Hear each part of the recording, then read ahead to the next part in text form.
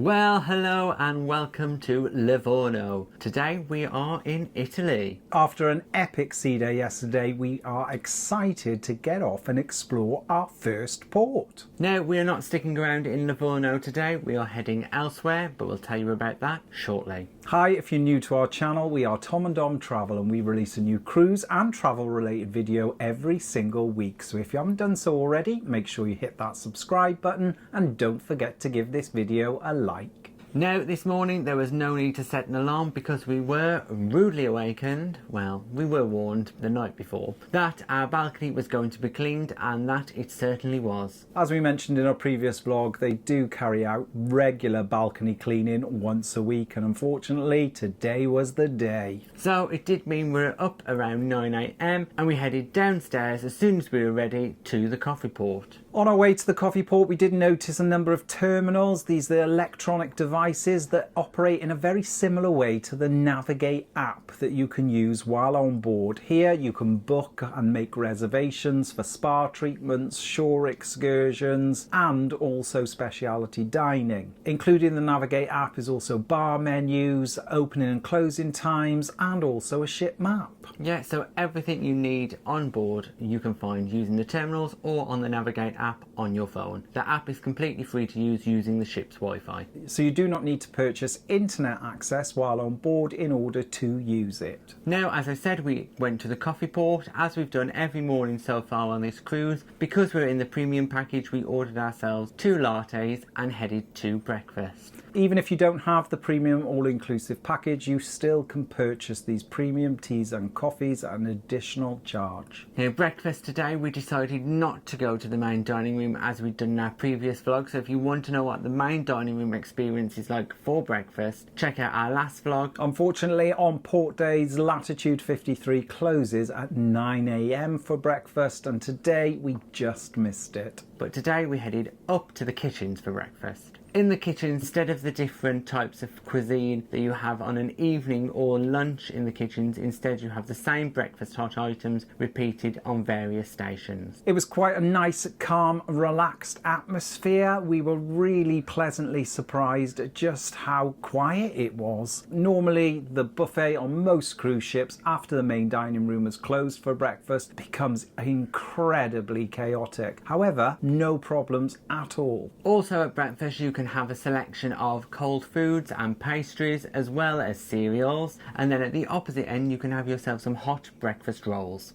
I was so excited to find that they'd already made breakfast rolls with sausage and bacon in that you can have as many as you want. And they are hot, warm and toasted, so I had to have a couple of those this morning. I just went for cereal, I had myself some Frosties, and that was enough for me. After a quick breakfast, we came back to the cabin to pick up our bits because we were really excited to get off the ship and start exploring. Yes, so we collected all our items from the cabin and headed down to exit the ship on deck 4. Livorno is an industrial type of port, so you are not free to just get off and leave the ship and walk. You have to get a bus, and this is where it got a little bit peculiar because you have to pay for it. Yes, never before have we been held hostage on a ship, but in order to get off the ship you do have to pay. There is no free option to exit the ship or exit the port itself, so this is a charge that Livorno port do put on, and then it's up to the cruise line whether they pass that on to the passengers or not. In the case of Marella, they pass that on. In order to get on the transfer shuttle bus, it cost €7 return each. Yes, that is quite a lot for a pretty short journey. We were on the bus for about 10 minutes and it dropped us off in the centre of Livorno itself. Now, the bus journey was not the most pleasant of experiences. There was no air conditioning and I'm sure the suspension on the bus was broke. So it was an incredibly bumpy journey. And you felt every bump, didn't you? Every single bump. However, it was only a 10-minute journey, and before we knew it, we were in the centre of Livorno. There were so many tours and operators floating about asking passengers if they wanted to go to Pisa and to other various locations. So if you haven't booked anything, there's plenty of options when you arrive. We had an idea that we were going to go to Pisa and we were going to do it on our own. So we just quickly nipped into the Tourist Information Centre, which coincidentally was only a short walk away from where the bus dropped us off. The lady in the tourist information centre confirmed the research that we'd already done, that we were looking for a newsagent stand or a newsagent shop where you can pre-purchase your bus tickets. So just located behind the tourist information centre, outside of H&M, is the bus stop, and then just slightly up the road from it is the newsagent stand where we purchased our bus tickets. We were lucky. As soon as we purchased our bus tickets, the One Plus, which takes you from the centre of Livorno straight up to the train station, pulled up, so we quickly got on the bus. Fantastic. Now here in Italy, you do need to validate your tickets as soon as you get on the bus, and for good reason. We saw so many ticket inspectors checking tickets during our short trip up to the train station. Now we would recommend getting on the bus to the train station because it took us about 15-20 minutes on the bus, so it would be a very long walk if you wanted to do it that way. A single trip on the bus costs €1.70 each, which is fantastic value. It wasn't long before we reached the train station and we dashed straight into the train station, found ourselves a ticket machine. They are available in English, so you can select the English language, and then purchase 2 return tickets to Pisa. Now the cost of our return ticket was €11, which we think is fantastic value. Now we had just missed the train, so it meant we were waiting roughly about half an hour for the next one. There's a park just opposite the train station, and we sat there for maybe around 20 minutes. Then we headed into the train station to get our train to Pisa. As we were on our way back into the train station to catch the train, we spotted another one of these newsagent shops, so we thought we'd be smart, and in the newsagent shop we purchased 2 tickets for our return bus journey home, so it meant there was no waiting about on our return journey. Then we headed to our platform, got on the train, and let me tell you, the trains in Italy are fantastic. You can fit so many passengers on. They're the double-decker style, and it does make a huge difference compared to the trains back home. Just like the bus though, you do need to validate your ticket before you get onto the train. It is essentially a case of taking your ticket, putting it into the machine stamps a time on it, and you're good to go. If you do not have a validated ticket, you can face some quite hefty fines. The train journey itself was not too long, although we didn't really pass by anything of note. We passed an IKEA, but other than that, no particularly amazing scenery on our way to Pisa. And we were there in roughly about 20 minutes. When we arrived at the Pisa train station, we debated whether or not to get on a bus and get dropped off at the Leaning Tower of Pisa, but it was a beautiful day and Pisa itself looked beautiful, so we decided to walk the 20 minutes to the tower. It was a nice walk, and it's pretty simple, very straightforward, easy to do, and it is a nice walk, isn't it? Beautiful, and there are some incredibly historic sights as we made our way across the river towards the Tower of Pisa. The bridges are a great place to get a photo, and that is exactly what we did. And then as we continued our journey, we did also notice there's a botanical garden in Pisa, which if we'd had more time we probably would have spent some time in, because it felt really cool and peaceful. It had a beautiful atmosphere in there. The smell was amazing from the flowers. We would like to perhaps go back there again if we have more time, but we were on a mission to get to the Tower of Pisa, and within about 5 minutes after the botanical gardens we could see the tower in front of us. We headed up a street past many cafes and restaurants, and then into the open square where the tower was in front of us. In the square itself, it was busy, as you can imagine. Everybody was there trying to take that photo, trying to hold the Tower of Pisa up, so myself and Tom had to oblige. We did try, quite unsuccessfully really. It was like, put your hand forward, put your hand back, put your hand forward, up, down. Yeah, it was an interesting experience. All in all, we spent about an hour at various different angles trying to get a photo pushing up the tower.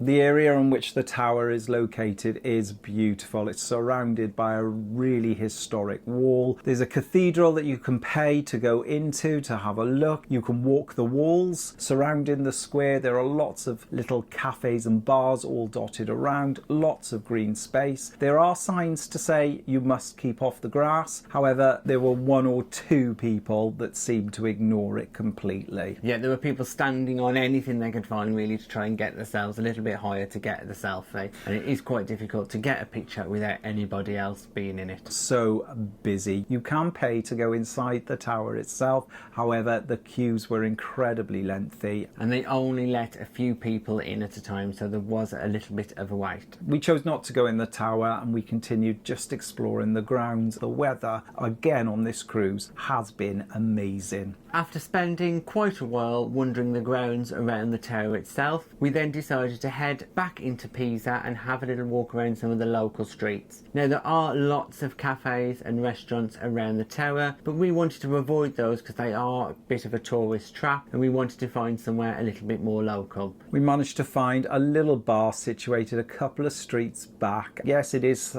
located on the side of a road, but it was a very authentic venue and very reasonably priced. Yes, there were only actually 6 tables in this little side street bar, and we really enjoyed sitting there. I had a glass of local red wine and you had a little beer. I had a lovely cold glass of lager, and it was desperately needed because again the heat, it was stifling, it was so hot. And it was very refreshing. Now, as we'd gone off track a little bit to find this little bar, we then decided to carry on off track and head back to the train station in a completely different way. And we're so glad we did, because we found ourselves wandering around the outsides of the historic Pisa walls. Lots of history, as we've mentioned, with a fair few monuments and also some beautiful public parks and areas. We crossed over another bridge. This is a different bridge to the one we did earlier, and we found that this one gave a better view and was slightly further away, so those buildings that line the rivers looked fantastic. Within no time at all, around about 20 minutes, we were back at the train station ready for our return journey back to Livorno. Once again, very easy. We waited not too long at all, and then we were back on another one of these double-decker trains, speeding our way to Livorno, and we did it in about 20 minutes. As soon as we got back into Livorno, fortunately for us, just outside the train station was the 1+ bus that we needed to take back into the centre. And again, because we pre-purchased our bus ticket, we could just jump straight on. It was a very smooth, slick process. Once again, as you enter the bus, please remember to validate your tickets, because again, there were 2 conductors waiting on the bus to check that people were doing that. The bus dropped us off not far from where it picked us up, and as we turned the corner, there were 2 transfer buses there waiting for us, so we didn't even have to queue to get back on the bus. Super smooth, really great. We were one of the last to get on the transfer bus, which meant as soon as we sat down, we were off on our journey back towards the port. Again, very short 5-minute journey. We arrived at the port, and then we had to go through something a little bit unusual. Now, as we said, the port is an industrial port, and obviously they wanted to conduct their own security, but what we hadn't seen before is that security was part of a mobile van with the scanner inside the van itself. And then the metal detector that you walked through was pretty much held up with a couple of sandbags. It was a really unusual experience. However, it seemed to flow very, very quickly, so we weren't in the queue for very long at all. When we've done industrial ports or non-cruise terminal ports previously, we've always had security on the ship, but this time we just had it on the tarmac outside the ship. It was something different. Straight back on the ship, and we hadn't eaten since breakfast, so we were quite peckish. So we headed up to the kitchens to see what they had on offer. Afternoon tea is served in the kitchens from around about 3 o'clock till 4:30, so that means that there is a limited selection. You can pick up sandwiches, sweet treats, hot sausage rolls. I chose to have the chicken club sandwich, and wow, it had egg, bacon, cheese, lettuce, mayonnaise, and they toasted it. Delicious. Cannot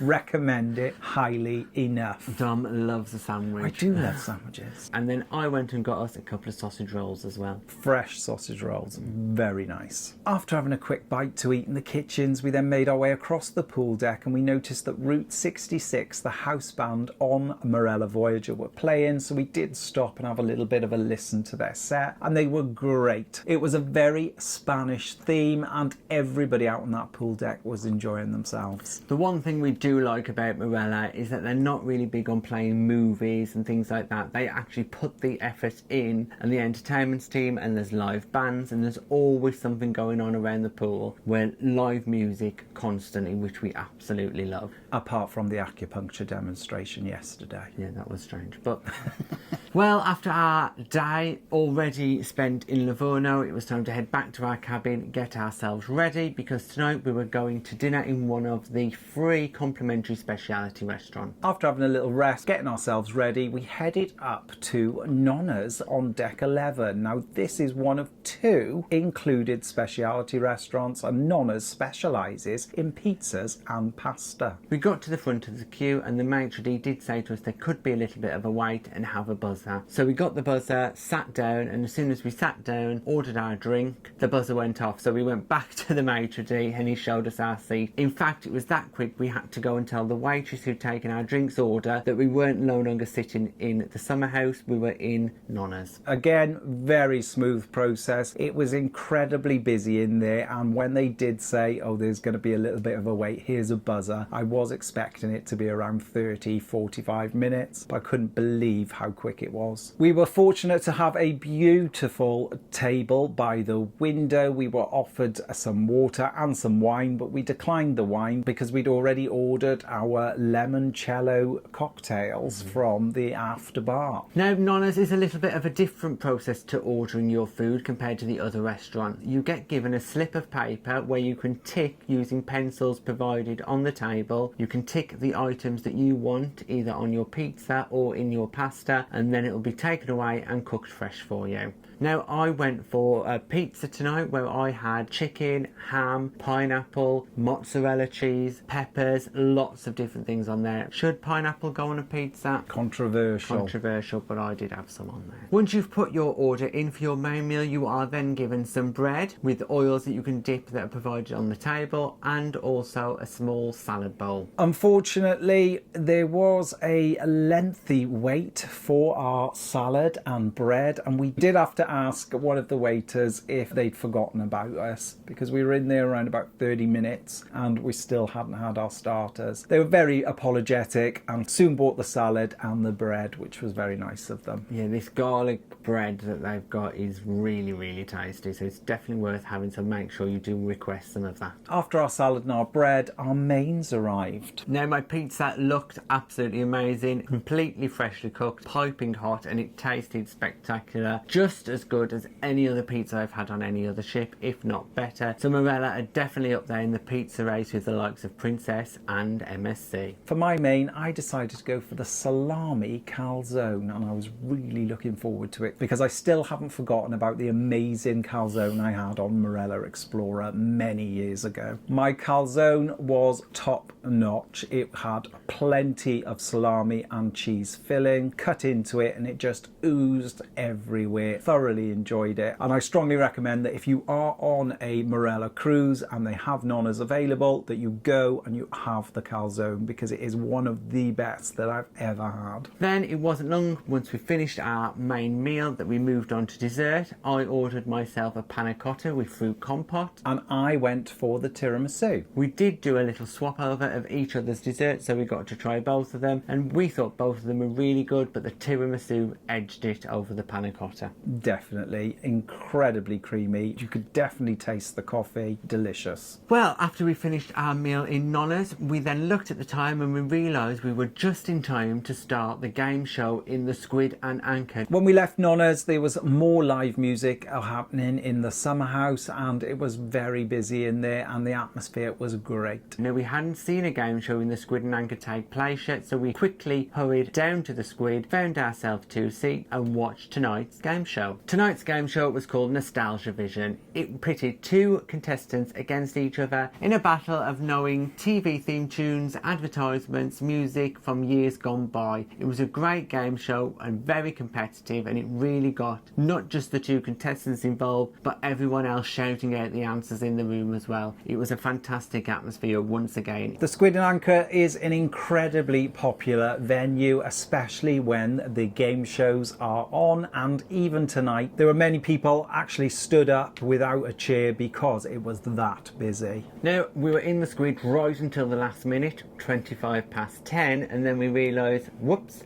we've got 5 minutes to head to the Broadway Show Lounge to watch tonight's show, Diva. And we just about made it in time. It wasn't too busy in there. We did manage to get a seat pretty easily in a good position, just in the middle of the main stairwell. And the show itself is a selection of songs from different divas, including Adele, Elton John, Beyonce, Celine Dion, as well as a few others. Once again, as you enter the Broadway Show Lounge, you can collect yourself a drink from the table where there's crew members there serving you complimentary drinks included in your all-inclusive cruise fare. So sit down, relax and watch the show because the team here are truly fantastic. High energy show, particularly the last number when all the team had heels on, dancing, boys and girls. It was very, very interesting to watch. Spectacular routine. The costumes on the whole were great. However, the skirts the girls had on at the very beginning were questionable. Quite unusual, I would say. After a great show in the Broadway Theatre, we made our way back to the Squid Anchor because it was karaoke. There was a good selection of singers and I'm glad we didn't put our names down because everyone seemed to be professional singers. The quality and the songs they were singing were really, really top notch.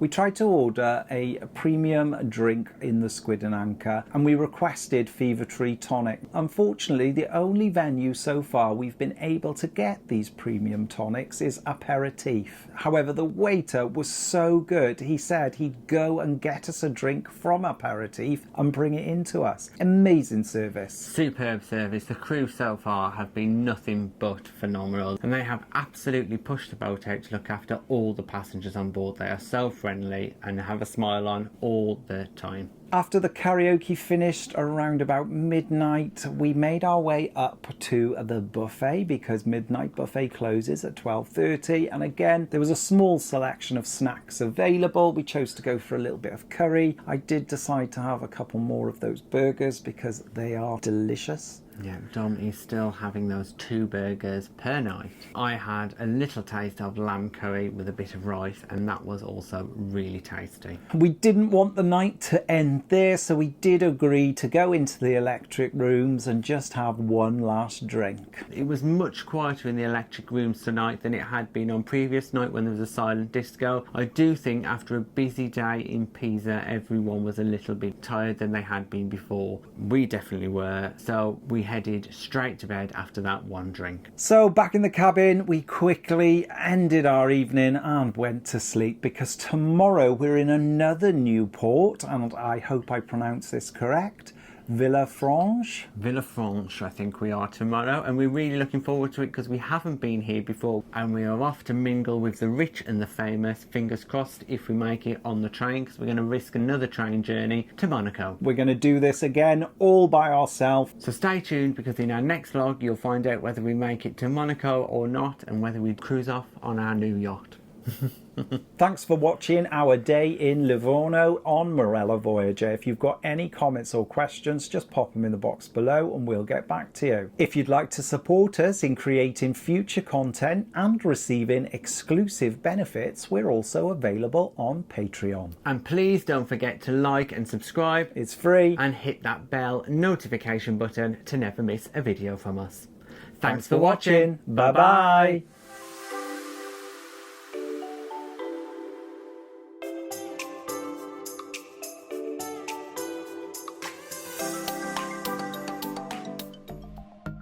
Thanks for watching. We've got lots more content available on our YouTube channel, so press that subscribe button.